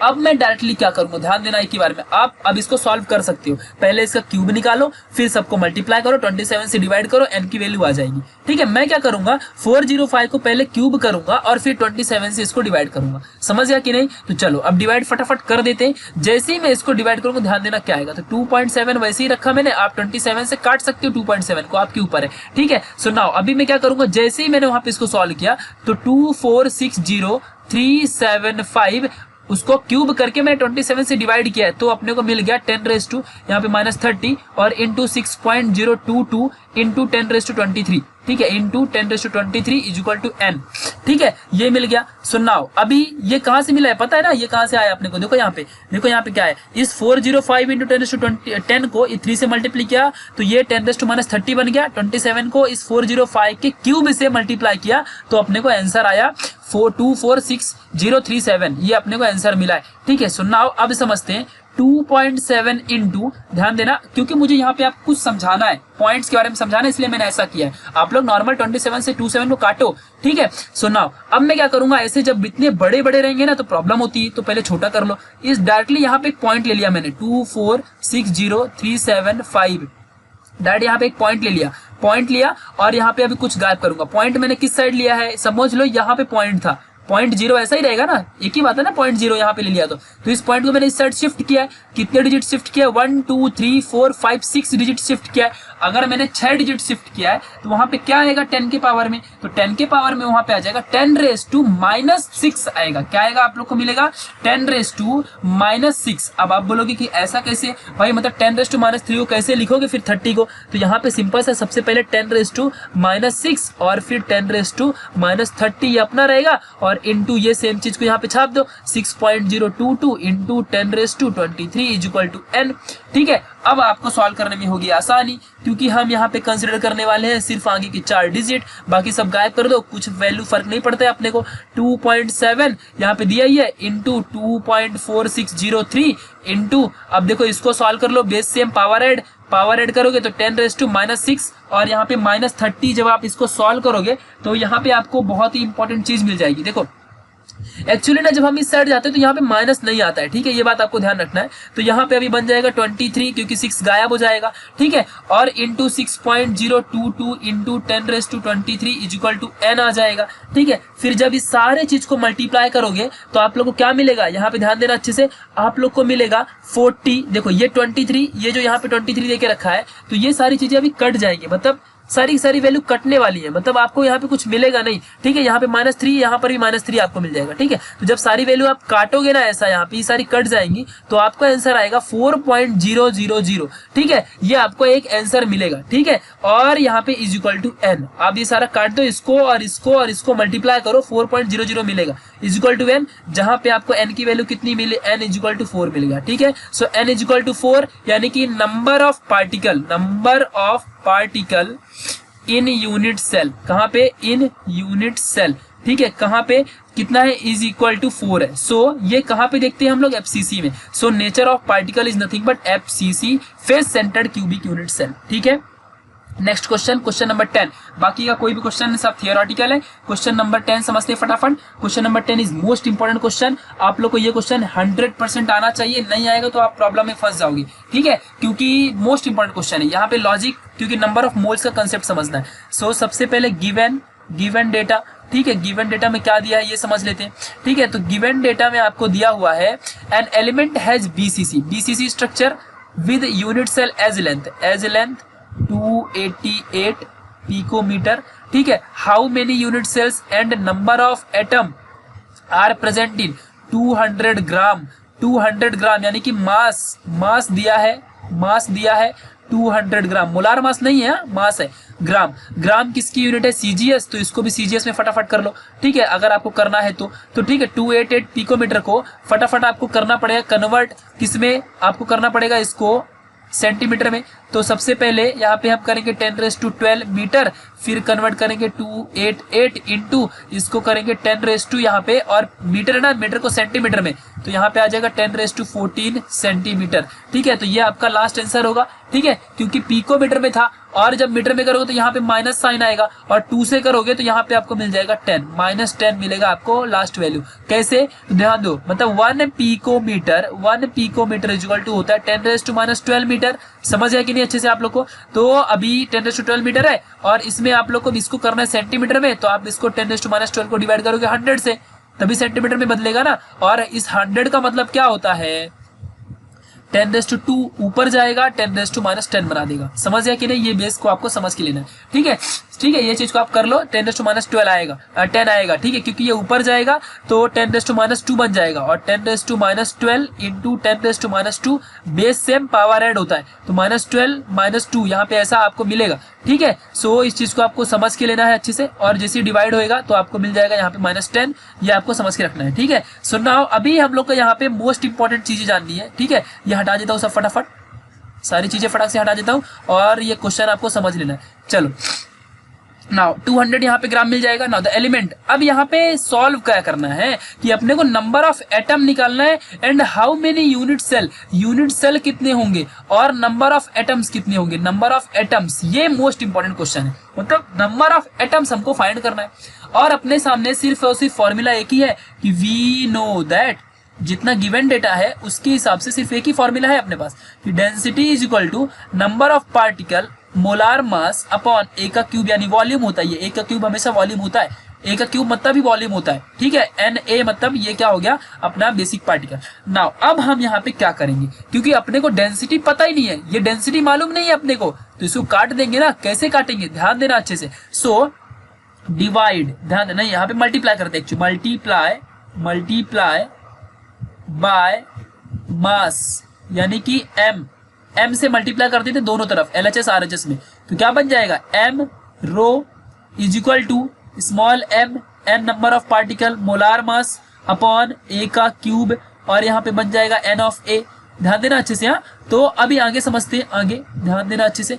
m स्मॉल और ये रो इज इक्वल टू, ये मास और नीचे क्या है, वॉल्यूम है, mass upon volume into n capital M upon Na, ये आ गया आपकी वैल्यू, ठीक है। ये आपको कर देना है। फिर ये क्या होता है, मास अपॉन वॉल्यूम, ये जो यहाँ पे दिया हुआ ये क्या होता है, ये आपको दे देगा, सिंपल सा आपको एक आंसर देगा, ये जो मास अपॉन वॉल्यूम ये देगा डेंसिटी, और into n upon M upon Na होता है, ठीक है। और यहाँ भी डेंसिटी है, density cancel, m is equal to, यहाँ पे देखो ये मास है, मास है, आपको मास यहाँ पे दिया हुआ है, n यानी number of particle capital M upon Na, ठीक है।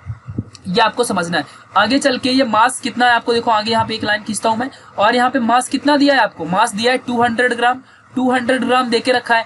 200 is equal to number of particle किसमें, BCC में। BCC में कितने होते हैं नंबर, SCC में होते हैं 1, BCC में होते हैं 2, FCC में होते हैं 4। नंबर ऑफ पार्टिकल कितने होंगे, BCC में 2। फिर मास कितना देके रखा है, तो मास है 288 into 10⁻⁻10 upon number of particle Avogadro number 6.022 into 10⁻23, ठीक है। ये हो गया। अब देखो यहाँ पे आप लोग को जो दिया था, तो यहाँ पे मास और ये n और ये m अपॉन Na, ये सारी चीजें दी हैं, लेकिन यहाँ पे ये जो a है ना, ये a एज है, ये एज लेंथ है, ठीक है। तो यहाँ पे जो हमने ये 288 पुट किया है, ये जो वैल्यू है एक्चुअली यहाँ पे ये नहीं आनी चाहिए, ठीक है। मतलब जो ये यहाँ पे m देके रखा है मोलार मास, यही हमको फाइंड करना है, ठीक है। सो ये मोलार मास हमको निकालना है, ठीक। क्यों, अभी आप बोलोगे मोलार मास क्यों निकालना है, तो अभी आपको समझ जाएगा जस्ट, ठीक है। आपको मोलार मास यहाँ पे फाइंड करना है, ठीक है, ध्यान देना अच्छे से। तो जब आप ये मोलार मास क्या करोगे, m इज इक्वल टू ये 6.022 इससे मल्टीप्लाई 200 इंटू इसको इसके पास क्रॉस मल्टीप्लाई कर दो 6.022 इंटू 10⁻23 और ये अपॉन 2 आ जाएगा, ठीक है। जब आप इसको सॉल्व करोगे तो आप लोग को बहुत ही बेस्ट वैल्यू मिलेगी मोलार मास की। जब आप इसको सॉल्व करोगे तो आपको मोलार मास की वैल्यू मिलेगी। मोलार मास की वैल्यू कैपिटल M आपको मिलने वाला है 6.602, यहाँ पे 0.2 इतना आपको मिलेगा, या फिर 195 ऐसा समथिंग कुछ ग्राम मिलेगा। ये आपको हो गया मोलार मास, ठीक है। इतना आपको याद रखना है। नाउ अब हम लोग को यहाँ पे सबसे बेसिक कंसेप्ट एकदम समझ के लेना है, बहुत इंपॉर्टेंट कंसेप्ट है। अभी हम लोग को मोलार मास मिला है, ध्यान देना अच्छे से। हम लोग को फाइंड करना है नंबर ऑफ एटम, सबसे मोस्ट इंपॉर्टेंट थिंग है, नंबर ऑफ एटम हमको फाइंड करना है, और हमको मिला है मोलार मास, यानी कि अभी हमको समझ के लेना है। अभी तक तो आपको ये कैलकुलेशन समझा ही होगा ना, हमने पूरा यहाँ से ये मास था कैपिटल M, ये जो था मोलार मास था, मोलार मास हमने फाइंड किया है, ठीक है, क्योंकि हम लोग को नंबर ऑफ एटम फाइंड करना है। ऐसा हमने क्यों किया है, क्योंकि सिंपल समझना है कि 1 मोल में, ध्यान देना अच्छे से, 1 mole is equal to mass, ये जो मास है, और अपॉन मोलार मास होता है। क्या होता है, मोलार मास, ठीक है। मास अपॉन मोलार मास होता है, ठीक है। अगर हमको ये मोल मिल गया तो हम फाइंड कर लेंगे कितने नंबर ऑफ पार्टिकल होते हैं। क्योंकि यहाँ पे ध्यान देना अच्छे से, क्योंकि 1 मोल पार्टिकल में 6.022 इंटू 10⁻23 इतने पार्टिकल एटम्स या आयंस होते हैं, यानी कि इतने एटम होते हैं, समझ गया। तो मास कितना था 200 ग्राम, और मोलार मास कितना मिल गया 6.02 इंटू 2 ग्राम मिल गया, समझ गया कि नहीं। ग्राम अभी मत लिखो, ठीक है। आगे जब इसको सॉल्व करोगे तो आपको क्या मिलने वाला है, जब आप इसको सॉल्व करोगे तो आपको सबसे सिंपल सा एकदम बहुत ही बेसिक चीजें मिलेंगी। मतलब समझ लो कि मैंने बोल दिया ये 1 मोल है, ठीक है। अभी मैं आगे सॉल्व भी नहीं करूंगा, क्योंकि आपको सॉल्व करने में आसानी होनी चाहिए। तो 1 मोल इतना मिलेगा, समझ गया। हमने ऐसा इसलिए किया है क्योंकि हम लोग को नंबर ऑफ एटम चाहिए, हमको मोलार मास फाइंड कर लिया, क्योंकि 1 मोल का फॉर्मूला होता है मास अपॉन मोलार मास। मास 200 ग्राम पता है, अपॉन मोलार मास मिल गया, पुट कर दिया, 1 मोल मिल गया। और 1 मोल में यहाँ पे कितने पार्टिकल्स होते हैं, इतने पार्टिकल्स। तो इतने मोल में कितने पार्टिकल होंगे, समझ रहे हैं कि नहीं। आपको अभी करना क्या है, और जितने पार्टिकल होंगे वही अपना आंसर होगा, समझ गया कि नहीं। देखो ये अभी 1 मत गिनो, यहाँ पे सिर्फ मोल गिनो, इतने मोल में इतने पार्टिकल है, समझ गया कि नहीं। इतने मतलब इतना मोल मिला है, और 1 मोल में इतना पार्टिकल होता है, तो यानी कि 200 अपॉन 602.2 मोल में कितने पार्टिकल होंगे? सिंपल सा समझ गया ना। सो हमको क्या करना पड़ेगा यहाँ पे 200 अपॉन 602.2 और मल्टीप्लाई कर देंगे 6.022 इंटू 10⁻23 से, और इसको सॉल्व करोगे जब तो आपको आंसर आएगा 2 इंटू 10⁻23 और ये इतने नंबर ऑफ एटम्स आपको मिल जाएंगे। ये करेक्ट आंसर है। टेक्स्ट बुक में आपको थोड़ा इधर उधर मिल जाएगा, 2.3 समथिंग दिया है, ये आपको परफेक्ट आंसर है। समझ गया कि नहीं? तो 2 इंटू 10⁻23 आप इसको सॉल्व करके देख लो, आपको 2 इंटू 10⁻23 इतना मिलेगा या फिर 1.99 समथिंग इतना आपको मिलेगा, जो कि 2 है राउंड ऑफ करके, ठीक है। तो इतना आपको मिलेगा आंसर। ये होते हैं आपके नंबर ऑफ पार्टिकल्स। समझ गया ना कैसे सॉल्व किया? मोल कंसेप्ट यूज किया यहाँ पे। मोल कंसेप्ट क्या होता है? मोल का formula mass upon molar mass. तो यानी कि इतना मोल मिल गया अपने को, इतना मोल मिल गया, और एक मोल में इतने पार्टिकल्स होते हैं। पार्टिकल में कुछ भी हो सकता है, मॉलिक्यूल भी हो सकता है, एटम भी हो सकता है, आयंस भी हो सकता है। तो यानी कि एक मोल में इतने एटम्स होते हैं, तो फिर इतने मोल में कितने होंगे? तो मल्टीप्लाई कर दूंगा उससे, जितना आएगा उतना अपने को मिल जाएगा, उतने मोल होंगे। समझ गया? ये है मोल कंसेप्ट, यही होता है मोल कंसेप्ट। पब्लिक बोलती है मोल कंसेप्ट क्या है, यही होता है, ठीक है। सो सबसे पहले हमने फाइंड किया था मोलार मास, ठीक है। मोलार मास निकाल लिया, उस फॉर्मूले से कैपिटल एम निकाल लिया, कैपिटल एम निकाला और मोल फाइंड कर लिया। सिंपल सी बात थी, ठीक है। सो नाउ अब आगे भी और पूछा था कि भाई कितने नंबर ऑफ यूनिट सेल होंगे। सो इन बीसीसी ध्यान देना, बीसीसी में अभी एक यूनिट सेल के अंदर कितने पार्टिकल होते हैं? एक यूनिट सेल के अंदर 2 पार्टिकल्स होते हैं बीसीसी में। सिंपल सी बात है। तो इतने पार्टिकल्स में कितने यूनिट सेल होंगे? समझ है कि नहीं? सो सिंपल सी बात है। So number of unit cell, number of unit cell, ध्यान देना इतने पार्टिकल्स क्या होते हैं, ध्यान देना अच्छे से। एक यूनिट सेल में इतने 2 पार्टिकल्स होते हैं, ठीक है, 2 पार्टिकल्स होते हैं। तो इतने पार्टिकल्स में कितने नंबर ऑफ यूनिट सेल होंगे? समझ रहे ना मैं क्या बोल रहा हूं आपको? एक पार्टिकल में देख, एक यूनिट सेल में, ध्यान देना, एक यूनिट सेल में 2 पार्टिकल होते हैं बीसीसी के अंदर। एक यूनिट सेल के अंदर 2 पार्टिकल होते हैं बीसीसी में। तो इतने सारे पार्टिकल्स यहाँ पे 2 इंटू 10⁻23 इन पार्टिकल्स में कितने यूनिट सेल होंगे? तो सिंपल सी बात है ना, is equal to 2 into 10⁻23 divided by 2 कर दूंगा, 2 से 2 ये कैंसल, आ जाएगा 1 इंटू 10⁻23। आपको बुक में आंसर 1 पॉइंट समथिंग दिया होगा, यही करेक्ट आंसर है, आपको इतना याद रखना है। तो 1 इंटू 10⁻23 आएगा, ठीक है, ये आपको याद रखना है। थोड़ा सा 1 पॉइंट समथिंग इधर उधर होगा, उतना बोर्ड एग्जाम में भी चलता है, कोई मार्क्स नहीं काटने वाले, पॉइंट के इधर का कुछ नहीं होता है, ठीक है। इतना आपको याद रखना है, आपके स्कूल के टीचर्स में भी इतना सब कुछ बताया होगा, ठीक है। तो आपको इतना मिल जाएगा, सिंपल सी बात है। तो आप 1-2 बार वीडियो को रिवाइंड करो और पूरा एक्सरसाइज देख लो, और बाकी की जो थियरी है, थियरी तो आपको मैंने सारा कराया है। तो प्लीज एंड प्लीज वो सारे पार्ट 4 में डालें, 2, 3, 4 पार्ट्स डालें, आपको ऊपर आई बटन में मिल जाएगा, सारी चीजें क्लिक कीजिए, सॉलिड स्टेट का चैप्टर मिल जाएगा, ठीक है। So thank you for watching this video guys, मिलेंगे नेक्स्ट वाली वीडियो में, तब तक के लिए बाय। नोट्स चाहिए रहेगा तो यहाँ पे आप कॉन्टेक्ट कीजिए, आपको जरूर नोट्स प्रोवाइड करूंगा। बहुत ही मेहनत लगी गाइज एक्सरसाइज में बनाने में, सारे फ्रेंड्स लोग को शेयर कीजिए, हेल्प करोगे दूसरों की, अगर मदद करोगे तो आपकी भी गॉड जरूर 12th में मदद करेगा, ठीक है। तो ये बात ध्यान रखिएगा, डरने की बात नहीं है, 1-2 बार रिवाइज करो सारे फॉर्मूले को, जरूर सक्सेस मिलेगी आप लोग को। मिलते हैं नेक्स्ट वाली वीडियो में, तब तक के लिए बाय।